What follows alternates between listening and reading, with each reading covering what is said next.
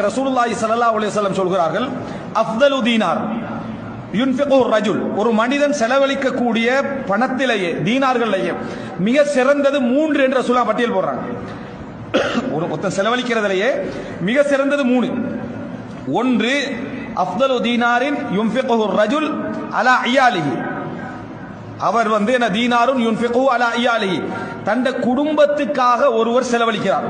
தந்த மனைவி, தந்த பிள்ளை, தனது தாய், தனது தந்தை, தனது சகோதரிகள், தனது உறவுகள், தனக்கு கீழே பொறுப்புள்ளவர்களுக்கு செலவழிக்கிறார்.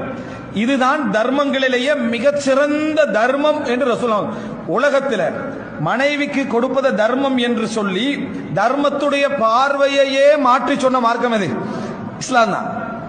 அதாவது மனைவிக்கு கொடுப்பது கடமை, அந்த கடமையே என்ன தர்மம் என்று சொன்னது இஸ்லாம் தான். இந்த பார்வையில இன்னொருத்தர் பார்க்க இயலாது. காரணம், நம்ம மறுமை நம்பிக்கையுடையவர்கள்.